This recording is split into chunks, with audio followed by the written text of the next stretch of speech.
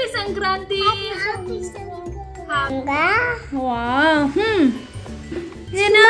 Smile.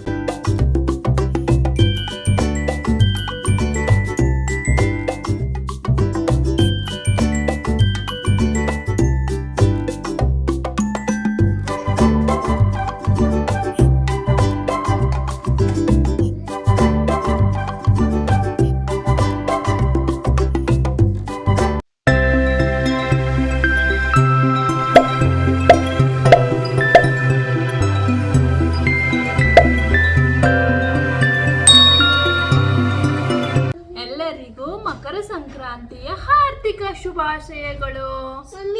School ಏನೇನ್ ಮಾಡಿದ್ರೆ ಹೇಳ. ಹಾಯ್ ಫ್ರೆಂಡ್ಸ್, ಹೇಗಿದ್ದೀರಾ? ಚೆನ್ನಾಗಿದ್ದೀರಾ ಅಂತ ಭಾವಿಸ್ತೀನಿ. ಇವತ್ತಿನ ವಿಡಿಯೋದಲ್ಲಿ ಮಕರ ಸಂಕ್ರಾಂತಿಯ ಭೋಗಿ ದಿನ ಶೇರ್ ಮಾಡ್ತಾ ಇದ್ದೀನಿ. ಮಕ್ಕಳು ಜಸ್ಟ್ ಇವಾಗ ಸ್ಕೂಲ್ನಿಂದ ಬಂದರು. ಸೊ ನೆಕ್ಸ್ಟ್ ಡೇ ರಜೆ ಇತ್ತು, ಹಾಗಾಗಿ ಸ್ಕೂಲ್ನಿಂದ ಒಂದು ಮಕರ ಸಂಕ್ರಾಂತಿ, ಹ್ಯಾಪಿ ಮಕರ ಸಂಕ್ರಾಂತಿ ಅಂತ ಒಂದು ಕಾರ್ಡ್ ಕೊಟ್ಟಿದ್ರು. ಅದು ಎಕ್ಸೈಟ್ಮೆಂಟಲ್ಲಿ ತೋರಿಸ್ತಾ ಇದ್ರು ನನಗೆ. ಒಳಗಡೆ ಗಾಳಿಪಟ ಹಾಕಿದ್ದಾರೆ, ಅಂದರೆ ಚಿತ್ರ ಬಿಡಿಸಿದ್ರು. ಸೊ ಕೈಟ್ ಪತಂಗ ಅಂತ ಹೇಳ್ತಾ ಇದ್ರು. ಸೊ ಮಕ್ಕಳು ಎಷ್ಟು ಕ್ಯೂರಿಯಾಸಿಟಿ ಇರುತ್ತಲ್ವಾ. ಸೊ ಸ್ವಲ್ಪ ಸಂಕ್ರಾಂತಿ ಬಗ್ಗೆ ಒಂದಿಷ್ಟು ಹೇಳಿದ್ರು ಅಂತ ಕಾಣುತ್ತೆ. ಅದೇ ನನ್ನ ಮುಂದೆ ಚೆನ್ನಾಗಿ ಎಕ್ಸ್ಪ್ಲೇನ್ ಮಾಡಿ ಹೇಳ್ತಾಯಿದ್ರು. ಅಮ್ಮ ಹಿಂಗಾಯಿತು, ಸ್ಕೂಲಲ್ಲಿ ಈ ಥರ ಆಯಿತು ಅಂತ. ಮಕ್ಕಳ ಮಾತು ಕೇಳೋದು ಎಷ್ಟೊಂದು ಚೆನ್ನ. ನಿಮ್ಮ ಮನೆಯಲ್ಲಿ ಹೇಗಾಯಿತು ಮಕರ ಸಂಕ್ರಾಂತಿ ಅಂತ ಕಮೆಂಟ್ ಮೂಲಕ ತಿಳಿಸಿ ನನಗೆ. ಮಕರ ಸಂಕ್ರಾಂತಿಯನ್ನು ಒಂದೊಂದು ಕಡೆ ಒಂದೊಂದು ಹೆಸರಲ್ಲಿ ಆಚರಣೆ ಮಾಡಲಾಗುತ್ತದೆ. ಹಾಗಾಗಿ ಕರ್ನಾಟಕದಲ್ಲಿ ಮಕರ ಸಂಕ್ರಾಂತಿ, ಆಂಧ್ರ ಪ್ರದೇಶ, ತಮಿಳುನಾಡಿನಲ್ಲಿ ಪೊಂಗಲ್ ಅಂತ ಕರೀತಾರೆ, ಪಂಜಾಬ್ ಮತ್ತು ಹರಿಯಾಣದಲ್ಲಿ ಲೋಹರಿ ಅಂತ ಕರೀತಾರೆ, ಹಾಗೆ ಬಿಹಾರದಲ್ಲಿ ಕಿಚಡಿ ಎಂದು ಆಚರಿಸ್ತಾರೆ. ಹಾಗೆ ಒಂದೊಂದು ಕಡೆ ಒಂದೊಂದೊಂದು ರೀತಿಯಲ್ಲಿ ಕರಿತಾ ಹೋಗ್ತಾರೆ ಅಲ್ವಾ. ಇದು ಹೊಸ ವರ್ಷದ ಮೊದಲೇ ಹಬ್ಬ ಆಗೈತಿ. ಹಾಗಾಗಿ ಒಂದು ವರ್ಷದಲ್ಲಿ 12 ಮಾಸಗಳು, ಅವುಗಳಲ್ಲಿ 2 ಭಾಗವಾಗಿ ಮಾಡಲಾಗಿದೆ. ಒಂದು ಉತ್ತರಾಯಣ ಮತ್ತು ಒಂದು ದಕ್ಷಿಣಾಯಣ ಅಂತೇಳಿ. ಸೊ ಸೂರ್ಯಗ್ರಹವು ಒಂದು ರಾಶಿಯಿಂದ ಮತ್ತೊಂದು ರಾಶಿಗೆ ಪ್ರವೇಶ ಮಾಡ್ತಾನೆ. ಆ ದಿನವನ್ನು ಸಂಕ್ರಾಂತಿ ಎಂದು ಕರೀತಾರೆ. ಇವತ್ತಿನ ಸ್ಪೆಷಲ್ ರೆಸಿಪಿ ಬಂದು ಭೋಗಿ ಪಲ್ಯ ಅಂತ ಅನ್ಬೋದು. ನಮ್ಮ ಉತ್ತರ ಕರ್ನಾಟಕದಲ್ಲಿ ಸ್ಪೆಷಲಿ ಇವತ್ತಿನ ದಿನ ಎಲ್ಲ ಕಾಳುಗಳನ್ನು ಮಿಕ್ಸ್ ಮಾಡಿ ಪಲ್ಯ ಮಾಡ್ತಾರೆ. ತುಂಬ ಟೇಸ್ಟಿಯಾಗಿರುತ್ತೆ. ಅದ್ರ ಜೊತೆಗೆ ತುಂಬ ಹೆಲ್ದಿ ಅಂತ ಹೇಳ್ಬೋದು. ತರಕಾರಿ ಕಾಳುಗಳು ಮಿಕ್ಸ್ ಮಾಡಿ ಮಾಡೋದರಿಂದ ತುಂಬ ಹೆಲ್ದಿಯಾಗಿರುತ್ತೆ. ಅದನ್ನು ನೈಟೇ ನಾವು ಚೆನ್ನಾಗಿ ನೆನೆಸಿಟ್ಬಿಟ್ಟಿರ್ತೀವಿ. ಒಂದು 5ರಿಂದ 10 ಕಾಳುಗಳವರೆಗೂ ಮಿಕ್ಸ್ ಮಾಡಿಬಿಟ್ಟಿರ್ತಾರೆ. ನಾನು ಇಲ್ಲಿ 5 ಕಾಳುಗಳನ್ನು ಯೂಸ್ ಮಾಡಿದ್ದೀನಿ. ಕಡಲೆಕಾಳು, ಶೇಂಗಾ, ಅಲಸಂದಿ ಕಾಳು, ಹೆಸರು ಕಾಳು ಮತ್ತು ರಾಜ್ಮಾನ ಬಳಸಿದ್ದೀನಿ. ನಿಮಗೆ ನಿಮ್ಮ ಮನೇಲಿ ಯಾವ ಥರ ಇದೆ ಕಾಳುಗಳನ್ನು ಬಳಸಿ ಮಾಡ್ಬೋದು. ಹಾಗೆ ಅದಕ್ಕೆ ತರಕಾರಿನೂ ಆ್ಯಡ್ ಮಾಡ್ತಾರೆ. ನಾ ಇಲ್ಲಿ ಜಸ್ಟ್ ಒಂದು ಅರ್ಧ ಕಪ್ಪಿನಷ್ಟು ಕ್ಯಾರೆಟನ್ನು ಬಳಸಿದ್ದೆ. ಹಾಗೆ ಒಂದು ಸ್ವಲ್ಪ ರುಚಿಗೆ ತಕ್ಕಷ್ಟು ಉಪ್ಪು ಹಾಕಿ ಒಂದು 4 to 5 ವಿಶಿಲ್ಸ್ ಹೊಡಿಸಿದ್ರೆ ಸಾಕಾಗುತ್ತೆ. ತುಂಬ ಚೆನ್ನಾಗಿ ಬರುತ್ತೆ. ನಾನು ಇಲ್ಲಿ ಎಳ್ಳನ್ನು ಬಳಸ್ತಾ ಇದ್ದೀನಿ. ಸ್ಪೆಷಲಿ ಸಂಕ್ರಾಂತಿ ಟೈಮ್ದಲ್ಲಿ ಜಾಸ್ತಿ ಎಳ್ಳನ್ನು ಯೂಸ್ ಮಾಡಬೇಕು ಅಂತ ಹೇಳ್ತಾರೆ. ಹಾಗಾಗಿ ವೈಜ್ಞಾನಿಕ ರೀತಿಯಲ್ಲಿ ನೋಡಿದಾಗ ಸಂಕ್ರಾಂತಿಯ ಸಮಯದಲ್ಲಿ ಚಳಿ ಹೆಚ್ಚು ಇರುತ್ತದೆ.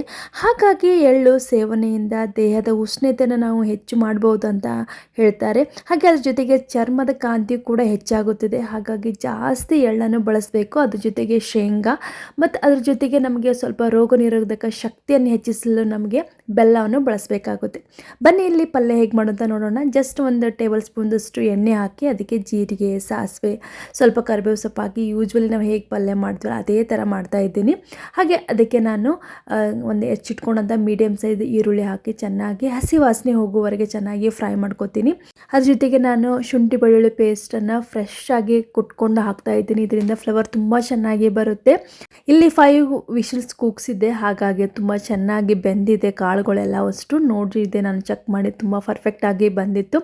ಕ್ಯಾರೆಟ್ ಇದ್ರ ಜೊತೆಗೆ ಹಾಕ್ತೀನಿ, ಯಾಕಂದರೆ ಅದು ತುಂಬ ಗಟ್ಟಿ ಇರುತ್ತೆ. ಸೊ ಎಣ್ಣೆ ಒಳಗೆ ಹಾಕಿದ್ರೆ ಚೆನ್ನಾಗಿ ಮೆತ್ತಗಾಗಲ್ಲ ಅಂತೇಳಿ ಇದ್ರ ಜೊತೆ ಮಿಕ್ಸ್ ಮಾಡಿದ್ದು ನಾನು. ಇಲ್ಲಿ ನಾನು ನೆಕ್ಸ್ಟು ಒಂದು ಟೊಮೆಟೋನ ಯೂಸ್ ಮಾಡ್ತಾ ಇದ್ದೀನಿ. ಹಾಗೆ ಒಂದು ಸ್ವಲ್ಪ ಹುಣಸೆಹಣ್ಣು ರಸ ಯೂಸ್ ಮಾಡೋದರಿಂದ ಒಂದೇ ಟೊಮೆಟೋನ ಬಳಸ್ತಾ ಇದ್ದೀನಿ. ಕಾಳುಗಳಲ್ಲಿ ಜಾಸ್ತಿ ಹುಳಿ ಇದ್ರೂ ಅಷ್ಟು ಟೇಸ್ಟ್ ಬರೋದಿಲ್ಲ. ಹಾಗೆ ಸ್ವಲ್ಪ ರುಚಿಗೆ ತಕ್ಕಷ್ಟು ಉಪ್ಪನ್ನು ಬಳಸ್ತಾ ಇದ್ದೀನಿ. ಟೊಮೆಟೊ ಹಾಕಿದ ತಕ್ಷಣ ನಾನು ಉಪ್ಪು ಹಾಕ್ತೀನಿ. ಟೊಮೆಟೊ ಬೇಗನೆ ಸಾಫ್ಟ್ ಆಗುತ್ತೆ ಅಂತ ಹೇಳಿ. ಆಮೇಲೆ ಅದಕ್ಕೆ ನಾನು 1 ಟೀ ಸ್ಪೂನ್ದಷ್ಟು ಅರಿಶಿಣದ ಪುಡಿ ಮತ್ತು ಕೆಂಪು ಖಾರದ ಪುಡಿ, ಹಾಗೆ ನಮ್ಮದು ಉತ್ತರ ಕರ್ನಾಟಕ ಸ್ಪೆಷಲ್ ಆದ ಮಸಾಲೆ ಖಾರನ್ನು ಬಳಸ್ತಾ ಇದ್ದೀನಿ. ಇದರಿಂದ ಟೇಸ್ಟ್ ತುಂಬ ಚೆನ್ನಾಗಿ ಬರುತ್ತೆ. ಇದು ವರ್ಷದ ಮೊದಲನೇ ಹಬ್ಬ ಆಗಿರೋದರಿಂದ ಎಲ್ಲ ಕಡೆ ಸಂಭ್ರಮ ಅಂತ ಹೇಳ್ಬೋದು. ಸ್ಪೆಷಲಿ ರೈತರಲ್ಲಿ ತುಂಬಾ ಖುಷಿ ಇರುತ್ತೆ. ಯಾಕಂದರೆ ಅವರು ಬೆಳೆದಂಥ ಬೆಳೆಗಳು ಕಟಾವಿಗೆ ಬಂದಿರುತ್ತೆ. ಸೊ ಹಾಗಾಗಿ ಅವರಲ್ಲಿ ಸಂಭ್ರಮ ಕೂಡಿರುತ್ತೆ ಅಂತ ಹೇಳ್ಬೋದು. ಹಬ್ಬದ ಜೊತೆಗೆ ಅವರಿಗೆ ಒಂಥರ ಖುಷಿ, ನಮ್ಮದು ಬೆಳೆ ನಮ್ಮ ಕೈಗೆ ಸಿಕ್ತು ಅಂಥೇಳಿ. ಯಾಕಂದರೆ ರೈತರು ಬೆಳೆದ್ರಷ್ಟೇ ಅಲ್ವಾ ನಮಗೆ ಸಿಗೋದು. ಆರಾಮಾಗಿ ದುಡ್ಡು ಕೊಟ್ಟು ತೊಗೊಂಬರ್ತೀವಿ ಅಂತಂದರೆ ಮೊದಲು ರೈತರು ಬೆಳೆದ್ರೆ ಅಷ್ಟೇ ನಮಗೆ ಕೈಗೆ ಸಿಗೋದು. ಎಷ್ಟು ದುಡ್ಡು ಕೊಟ್ಟರು ಅದು ಇಲ್ಲ ಅಂದರೆ ಬೆಳೆ ನಾವು ಹೇಗೆ ಮಾಡೋದಕ್ಕೆ ಸಾಧ್ಯ ಅಲ್ವಾ. ಹಾಗಾಗಿ ರೈತರಿಗೆ ಆಲ್ವೇಸ್ ನಾವು ಎಷ್ಟು ಚಿರಋಣಿ ಅಂತಂದರೆ ಅವರಿಲ್ಲ ಅಂದರೆ ನಾವು ಜಗತ್ತೇ ಇಲ್ಲ ಅಂತ ಹೇಳ್ಬೋದು ಅಲ್ವಾ ಫ್ರೆಂಡ್ಸ್. ಆಮೇಲೆ ನಾನು ಇನ್ನು ಒಂದಿಷ್ಟು ಕುದಿಸ್ಕೊಂಡು ಇಟ್ಕೊಂಡಂಥ ಕಾಳುಗಳನ್ನು ಹಾಕಿದ್ದೆ, ಹಾಗೆ ಒಂದು ಸ್ವಲ್ಪ ಹುಣಸೆಹಣ್ಣು ರಸ ಹಾಕಿದೆ. ಆಮೇಲೆ ಅದೇನು ಕುದಿಸ್ಕೊಂಡು ಇಟ್ಕೊಂಡಂಥ ನೀರು ಕೂಡ ಅದರಲ್ಲೇ ಮಿಕ್ಸ್ ಮಾಡಿದೆ.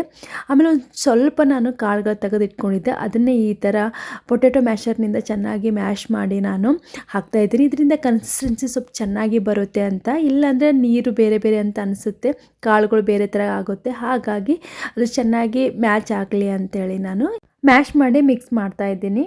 ಹಾಗೆ ಕುದಿಸ್ಕೊಂಡಂಥ ನೀರು ಕೂಡ ಅದರಲ್ಲೇ ಯೂಸ್ ಮಾಡಬೇಕು. ಸೊ ಅದನ್ನು ಬಿಸಾಕಬಾರ್ದು, ಯಾಕಂದರೆ ಅದರಲ್ಲಿ ಪೌಷ್ಟಿಕಾಂಶ ತುಂಬ ಜಾಸ್ತಿ ಇರುತ್ತೆ. ಕಾಳು ಕುದಿಸಿದ್ರಿಂದ ಆ ನೀರನ್ನು ಯೂಸ್ ಮಾಡಿದ್ದೀನಿ. ಹಾಗೆ ಎಕ್ಸ್ಟ್ರಾ ಬೇಕಂದರೆ ಮತ್ತೊಂದು ಸ್ವಲ್ಪ ನೀರನ್ನು ಹಾಕ್ತಾಯಿದ್ದೀನಿ. ಹಾಗೆ ಇದಕ್ಕೆ ನಾವು ಜಾಸ್ತಿ ಸೊಪ್ಪಿನ ಪಲ್ಯಗಳನ್ನು ಬಳಸ್ತಾರೆ. ಹಸಿ ಈರುಳ್ಳಿ ಇರ್ಬೋದು, ಮೆಂತ್ಯ ಸೊಪ್ಪು ಇರ್ಬೋದು, ತುಂಬ ಜಾಸ್ತಿ ಬಳಸ್ತಾರೆ. ಹಾಗೆ ಇಲ್ಲಿ ನಾನು ಅಕ್ಕಿಯನ್ನು ನೆನೆಸಿಟ್ಟಿದ್ದೆ ಇದರಿಂದ ಮೊಸರನ್ನ ಮಾಡೋದಕ್ಕೆ. ಸೊ ಮೊಸರನ್ನ ಮಾಡೋದಕ್ಕೆ ಸ್ವಲ್ಪ ಮೆತ್ತಗಾಗಬೇಕು ಅನ್ನ, ಅಂದರೆ ತುಂಬ ಟೇಸ್ಟಿಯಾಗಿ ಬರುತ್ತೆ. ಹಾಗಾಗಿ ಅಕ್ಕಿ ನೆನೆಸಿಟ್ಟು ಮಾಡೋದರಿಂದ ತುಂಬ ಚೆನ್ನಾಗಿ ಬರುತ್ತೆ. ಇದಕ್ಕೆ ನಾನು ಸ್ವಲ್ಪ ಜಾಸ್ತಿನೇ ನೀರು ಹಾಕಿ ಸ್ವಲ್ಪ ಬಾಯಿ ತುಂಬ ಉಪ್ಪು ಹಾಕಿ ಚೆನ್ನಾಗಿ ಕುದಿಸ್ಕೋತೀನಿ. ಸೊ ಇದರಿಂದ ತುಂಬ ಸಾಫ್ಟಾಗಿ ನಮ್ಮದು ಮೊಸರನ್ನ ರೆಡಿ ಆಗುತ್ತೆ. ಸ್ಪೆಷಲಿ ಸಂಕ್ರಾಂತಿ ಟೈಮ್ದಾಗಿ ಮೊಸರನ್ನೂ ಬೇಕು ಅಂತಾರೆ. ಸೊ ಕಾಳಿನ ಪಲ್ಯ, ಮೊಸರು, ಸಜ್ಜಿ ರೊಟ್ಟಿ ಮತ್ತು ನಮ್ಮ ಉತ್ತರ ಕನ್ನಡ ಸ್ಪೆಷಲ್ ಆದ ಶೇಂಗಾ ಹೋಳಿಗೆ ಇದ್ದರೆ ಅದು ಸಂಕ್ರಾಂತಿ ಸೆಲೆಬ್ರೇಷನ್ ಅಂತಲೇ ಹೇಳ್ಬೋದು. ಇಲ್ಲಿ ನೋಡ್ಬೋದು ನಾನು ಮೆಂತ್ಯ ಸೊಪ್ಪನ್ನು ಹಾಕಿ ಮಿಕ್ಸ್ ಮಾಡ್ತಾಯಿದ್ದೀನಿ. ಇದ್ರೆ ನೀವು ಹಸಿ ಈರುಳ್ಳಿನೂ ಕೂಡ ಹಾಕ್ಬೋದು, ತುಂಬ ಟೇಸ್ಟಿಯಾಗಿ ಬರುತ್ತೆ. ಹಾಗೆ ಕೊನೆಗೆ ನಾನು ಏನು ಎಳ್ಳನ್ನು ಹುರ್ಕೊಂಡು ಇಟ್ಕೊಂಡಿದ್ನಲ್ಲ ಅದನ್ನು ಕೂಡ ಇಲ್ಲಿ ಸ್ವಲ್ಪ ಪುಡಿ ಮಾಡಿ ಹಾಕ್ತೀನಿ. ಇದರಿಂದ ತುಂಬ ಟೇಸ್ಟಿಯಾಗಿ ಬಂದಿದೆ. ಸೊ ಸ್ಪೆಷಲಿ ನೀವು ಕಾಳಿನ ಪಲ್ಯ ಮಾಡಿದ್ರೆ ಕಂಪಲ್ಸರಿಯಾಗಿ ಎಳ್ಳಿನ ಪುಡಿಯನ್ನು ಯೂಸ್ ಮಾಡಿ ನೋಡಿ ಫ್ರೆಂಡ್ಸ್. ಟೇಸ್ಟ್ ಜೊತೆಗೆ ನಿಮ್ಗೆ ಆರೋಗ್ಯನೂ ನಾವು ಹೆಚ್ಚಿಸ್ಕೋಬೋದು ಅಂತ ಹೇಳ್ತೀನಿ. ಎಲ್ಲ ಕಾಳುಗಳನ್ನು ಮಿಕ್ಸ್ ಮಾಡಿ ಮಾಡೋದ್ರಿಂದ ಈ ಪಲ್ಯದಲ್ಲಿ ಇಷ್ಟು ಪೌಷ್ಟಿಕಾಂಶಗಳಿವೆ ಅಂದರೆ ನಮಗೆ ಬೇರೆ ಏನು ದುಡ್ಡು ಕೊಟ್ಟರೂ ಸಿಗಲ್ಲ, ಅಷ್ಟು ಪೌಷ್ಟಿಕಾಂಶಗಳು ಈ ಜಸ್ಟ್ ಒಂದು ಪಲ್ಯ ಒಳಗೆ ಸಿಗುತ್ತೆ ನಮಗೆ. ಹಾಗಾಗಿ ಜಾಸ್ತಿ ನಾವು ಕಾಳುಗಳನ್ನು ಬಳಸಬೇಕು. ಸ್ಪೆಷಲಿ ಅದು ನಾವು ನೆನೆಸಿಟ್ಟು ಮಾಡೋದರಿಂದ ಇನ್ನೂ ಆರೋಗ್ಯವನ್ನು ಹೆಚ್ಚಿಸ್ಕೋಬೋದು ಅಂತ ಹೇಳ್ಬೋದು. ಹಾಗೆ ಇಲ್ಲಿ ನಾನು ಅದ್ರ ಜೊತೆ ಕಾಂಬಿನೇಷನ್ ಆಗಿ ನಾನು ಸಜ್ಜಿ ರೊಟ್ಟಿಯನ್ನು ಮಾಡ್ತಾಯಿದ್ದೀನಿ. ಸಜ್ಜಿ ರೊಟ್ಟಿಗೆ ಸಜ್ಜಿಯನ್ನು ಬೀಸ್ಕೊಂಡು ಬಂದು ಇಟ್ಕೊಂಡಿದ್ದೆ, ಅದು ಚೆನ್ನಾಗಿ ಸೋಸ್ಕೊಂಡು ಅದಕ್ಕೆ ನಾನು ಉಪ್ಪು ಮತ್ತು ಒಂದಿಷ್ಟು ಅರಿಶಿಣದ ಪುಡಿಯನ್ನು ಯೂಸ್ ಮಾಡ್ತಾಯಿದ್ದೀನಿ. ಸಜ್ಜಿ ರೊಟ್ಟಿ ಯೂಶ್ವಲಿ ಸ್ವಲ್ಪ ಕಪ್ಪಾಗುತ್ತೆ, ಹಾಗಾಗಿ ಅರಿಶಿಣ ಪುಡಿ ಯೂಸ್ ಮಾಡಿದ್ರೆ ತುಂಬ ಚೆನ್ನಾಗಿ ಕಾಣುತ್ತೆ. ಹಾಗೆ ಆರೋಗ್ಯ ದೃಷ್ಟಿಯಿಂದನೂ ತುಂಬ ಚೆನ್ನಾಗಿರುತ್ತೆ ಅಂತೇಳಿ ನಾನು ಅರಿಶಿಣವನ್ನು ಯೂಸ್ ಮಾಡಿದ್ದೀನಿ. ಹಾಗೆ ಅದು ಸ್ವಲ್ಪ ಜಿಗಿ ಅಂತೇಳಿ ನಮ್ಮ ಉತ್ತರ ಕರ್ನಾಟಕದಲ್ಲಿ ಮಾಡ್ತೀವಿ ನಾವು. ಸೊ ಅದಕ್ಕೆ ನಾನು ಒಂದಿಷ್ಟು ಬಿಸಿ ನೀರನ್ನು ಒಂದು ಕಪ್ಪಿನಷ್ಟು ಹಾಕಿ ಚೆನ್ನಾಗಿ ಮಿಕ್ಸ್ ಮಾಡ್ಕೋತಾ ಇದ್ದೀನಿ. ಸ್ವಲ್ಪ ನಾರ್ಮಲ್ ನೀರನ್ನು ಬಳಸಿ ನಾನು ಚೆನ್ನಾಗಿ ಹಿಟ್ಟನ್ನು ನಾದ್ಕೊಂಡು ಇಟ್ಕೋತೀನಿ. ನಮ್ಮ ಕಡೆ ಅಂತರೂ ಸಂಕ್ರಾಂತಿ ಬಂದೈತಿ ಅಂತಂದರೆ ಸಜ್ಜಿ ರೊಟ್ಟಿ, ಶೇಂಗಾದ ಹೋಳಿಗೆ ಕಾಮನ್ ಆಗಿರುತ್ತೆ. ಇದೆಲ್ಲರ ಮನೆಯಲ್ಲಿ ಮಾಡುವಂಥ ಸ್ಪೆಷಲ್ ರೆಸಿಪಿಗಳು ಅಂತ ಹೇಳ್ಬೋದು, ಸ್ಪೆಷಲ್ ಸಂಕ್ರಾಂತಿ ಟೈಮ್ದಲ್ಲಿ. ಹಾಗೆ ಭೋಗಿ ದಿನ ಅಂದ್ರೂ ಸಜ್ಜಿ ರೊಟ್ಟಿಗೆ ನಮ್ಮದು ನೈವೇದ್ಯ ಆಗಿ ಬಳಸ್ತಾರೆ. ಅದ್ರ ಜೊತೆಗೆ ಕಾಳಿನ ಪಲ್ಯ, ತರಕಾರಿಗಳು ಹಾಕಿ ಮಾಡಿರೋದಿರುವುದು, ಇದು ತುಂಬಾ ಸ್ಪೆಷಲ್ ಅಂತ ಹೇಳ್ಬೋದು ನಮ್ಮ ಉತ್ತರ ಕರ್ನಾಟಕದಲ್ಲಿ. ಹಾಗೆ ರೊಟ್ಟಿ ಚೆನ್ನಾಗಿ ಬರಬೇಕಂದ್ರೆ ಈ ಥರ ಚೆನ್ನಾಗಿ ಅದನ್ನು ನಾವು ಮಿಕ್ಸ್ ಮಾಡ್ಕೋಬೇಕಾಗುತ್ತೆ. ಇದರಿಂದ ತುಂಬ ಸಾಫ್ಟಾಗಿ ರೊಟ್ಟಿ ಬರುತ್ತೆ. ಹಾಗೆ ಸುತ್ತ ಸೈಡಲ್ಲೇ ಹರಿಯುವುದಿಲ್ಲ, ಹಾಗಾಗಿ ತುಂಬ ಚೆನ್ನಾಗಿ ನೀಟಾಗಿ ನಾನು ಹಿಟ್ಟು ನಾದ್ಕೊಳ್ಳೋದಾಯಿತು. ಅದಕ್ಕೆ ನಾನು ಸ್ವಲ್ಪ ಒಣ ಸಜ್ಜಿ ಹಿಟ್ಟನ್ನು ಬಳಸ್ತಾ ಇದ್ದೀನಿ. ಹಾಗೆ ಒಂದಿಷ್ಟು ಎಳ್ಳನ್ನು ಬಳಸ್ತಾ ಇದ್ದೀನಿ. ಸಂಕ್ರಾಂತಿ ಅಂದರೆ ಎಳ್ಳಂತ ಹೇಳ್ಬೋದು. ಸೊ ಹಾಗಾಗಿ ಎಲ್ಲ ಅಡುಗೆಗಳಿಗೆ ಇಲ್ಲಿ ಎಳ್ಳನ್ನು ಬಳಸಲಾಗುತ್ತದೆ. ಮೊದಲೇದಾಗಿ ರೊಟ್ಟಿ ಮಾಡ್ತಾಯಿದ್ದೀನಿ. ಸೊ ನಾ ಇಲ್ಲಿ ರೊಟ್ಟಿ ತಟ್ತಾ ಇಲ್ಲ, ರೊಟ್ಟಿಯನ್ನು ತೀಡ್ತಾ ಇದ್ದೀನಿ. ಇದಕ್ಕೊಂದು ಸ್ಟೋರಿನೇ ಇದೆ ಅಂತ ಹೇಳ್ಬೋದು. ನಾನು ಮುಂಚೆ ರೊಟ್ಟಿ ಮಾಡ್ತಾಯಿದ್ದೆ. ಸೊ ನಂಗೆ ಅಷ್ಟು ರೊಟ್ಟಿ ಮಾಡೋದಕ್ಕೆ ಬರೋದಿಲ್ಲ, ಬಟ್ ಅಮ್ಮ ಮಾಡ್ತಾ ಇದ್ದಾರೆ ತುಂಬ ಚೆನ್ನಾಗಿ. ಬಟ್ ನಾನು ಇನ್ನು ಮದುವೆ ಆದಮೇಲೆ ರೊಟ್ಟಿ ಮಾಡೋದಕ್ಕೆ ಸ್ಟಾರ್ಟ್ ಮಾಡಿದ್ದು. ಒಂದು 10-12 ರೊಟ್ಟಿ ಆರಾಮಾಗಿ ಮಾಡ್ತಿದ್ದೆ. ಬಟ್ ಇಲ್ಲಿ ಪುಣೆಯಲ್ಲಿ ಏನು ಪ್ರಾಬ್ಲಮ್ ಅಂದರೆ, ಸೊ ಇಲ್ಲಿ ರೊಟ್ಟಿ ಯಾರೂ ಅಷ್ಟು ಜೋರಾಗಿ ತಟ್ಟೋದಿಲ್ಲ. ನಮ್ಮ ಉತ್ತರ ಕನ್ನಡದವ್ರಿಗೆ ಗೊತ್ತಿರ್ಬೋದಲ್ಲ, ತುಂಬ ಸೌಂಡ್ ಜಾಸ್ತಿ ಬರುತ್ತೆ. ಬಟ್ ಇಲ್ಲಿ ರೊಟ್ಟಿ ತಡ್ತಾರೆ, ಬಟ್ ತುಂಬ ದಪ್ಪಾಗಿ ಮಾಡ್ತಾರೆ, ಹಾಗಾಗಿ ಅವ್ರದ್ದು ಸೌಂಡ್ ಬರಲ್ಲ. ಬಟ್ ನಮ್ಗೆ ತುಂಬ ಸೌಂಡ್ ಬರುತ್ತೆ, ಅದೇ ಒಂದು ದೊಡ್ಡ ಕಂಪ್ಲೇಂಟ್ ಅಂತ ಹೇಳ್ಬೋದು. ಸೊ ಮನೆಗೆ ಬಂದು ಕೇಳ್ತಾಯಿದ್ರು, ನೀವು ಏನು ಮಾಡ್ತಾಯಿದ್ರಿ, ಇಷ್ಟಾಗಿ ಸಪ್ಪಳ ಬರ್ತಾ ಇದೆ ಅಂತ ಹೇಳಿ. ಹಾಗಾಗಿ ನಾನು ಇನ್ಮೇಲೆ ತಟ್ಟೋದು ಬೇಡ ಅಂತೇಳಿ ನಾನು ರೀಪ್ಲೇಸ್ ಮಾಡಿ ಈ ಥರ ಬೆಳ್ಳುಣಿಗೆಯಿಂದ ತೀಡ್ತಾ ಇದ್ದೀನಿ. ಇದನ್ನು ಮತ್ತೆ ಹೇಳಿಕೊಟ್ರು, ಇಲ್ಲಿ ಹಳ್ಳಿಯೊಳದಾಗೂ ಮಾಡ್ತಾಯಿದ್ದಾರೆ, ತೀಡ್ತಾ ಇದ್ದಾರೆ. ಸೊ ನೀನು ಸುಮ್ಮನೆ ತೀಡ್ಬಿಡು, ಯಾಕೆ ಸುಮ್ಮನೆ ತಟ್ಟದು ಮಾಡ್ತೀಯಾ ಅಂತೇಳಿ. ಹಾಗಾಗಿ ನಾನು ರೊಟ್ಟಿನ ತೀಡ್ತಾ ಇದ್ದೀನಿ ಇವಾಗ.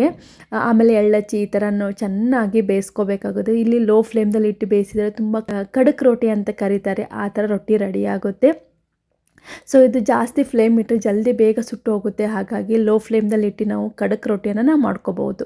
ನೋಡ್ಬೋದು ಇಷ್ಟು ರೊಟ್ಟಿ ಮಾಡಿದೆ ನಾನು. ಸೊ ಇದು ಕಾಳಿನ ಪಲ್ಯ ಜೊತೆ ತಿಂದರೆ ತುಂಬಾ ಚೆನ್ನಾಗಿರುತ್ತೆ. ಹಾಗೆ ಇಲ್ಲಿ ನಾವು ನೈವೇದ್ಯವಾಗಿ ಸಜ್ಜಿ ರೊಟ್ಟಿ ಅವತ್ತೇ ಸ್ಪೆಷಲಾಗಿ ನಾವು ಮತ್ತೆ ಒಂದಿಷ್ಟು ಸಜ್ಜಿ ರೊಟ್ಟಿ, ಕಾಳಿನ ಪಲ್ಯಗಳು, ಹಾಗೆ ಮೊಸರನ್ನ ಇವೆಲ್ಲ ಇಟ್ಟು ನಾವು ನೈವೇದ್ಯವಾಗಿ ದೇವರಿಗೆ ಕೊಡ್ತೀವಿ. ಇದು ಸಂಕ್ರಾಂತಿ ಸ್ಪೆಷಲ್ ಭೋಗಿದ ರೆಸಿಪಿಗಳು ಅಂತ ಹೇಳ್ಬೋದು.